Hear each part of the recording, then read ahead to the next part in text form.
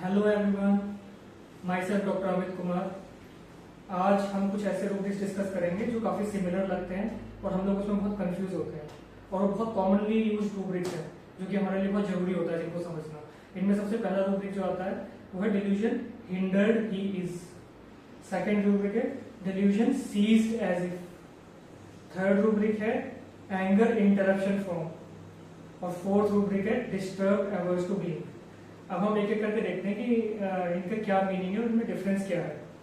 जैसे सबसे पहला होता है डिल्यूजन हिंडर्ड ही। हिंडर्ड जो आता है वो हिंड्रेंस से आता है। हिंड्रेंस का मतलब किसी भी तरह की अड़चन, रुकावट या बाधा।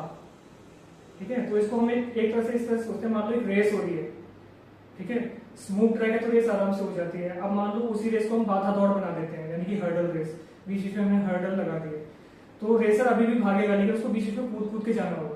मतलब अब जो रेस थी वो जो इतना स्मूथ चल रही थी वो उसके लिए ज्यादा डिफिकल्ट हो गई, उसको बीच बीच में बाधाओं को कूद कूद के जाना पड़ रहा है।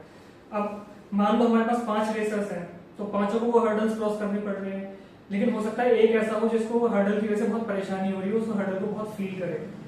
ठीक है, तो उसमें ये लिया जाएगा कि डिल्यूजन हिंडर्ड ही इज, क्योंकि डिल्यूजन पूरा रूट अगर हम देखें तो डिल्यूजन हिंडर्ड ही इज मतलब वो पर्सन फील कर रहा है हिंडर्ड।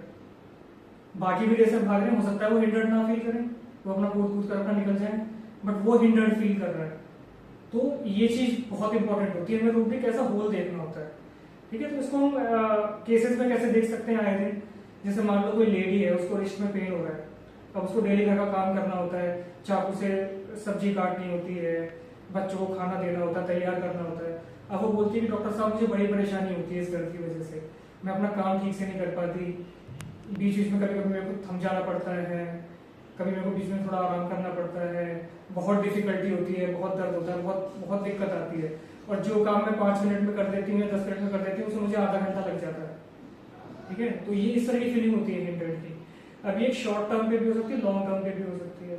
लॉन्ग टर्म में जैसे मान लो किसी को कोई क्रॉनिक प्रॉब्लम है, किसी को बहुत ज्यादा खांसी जुकाम या बुखार चल रहा है, ठीक है, तो वो उसको अपने काम पर जाने में डिफिकल्टी हो रही है। चलो किसी किसी दिन वो काम पर चला भी गया, हो सकता है बीच में उसको किसी दिन छुट्टी लेनी पड़ गई हो, वो बोले कि डॉक्टर साहब बड़ी दिक्कत होती है, काम पे नहीं जा पाता मैं, किसी किसी दिन मुझे छुट्टी लेनी पड़ जाती है, और काम पर चला भी जाऊँ तो मुझे बहुत डिफिकल्टी होती है काम करने में।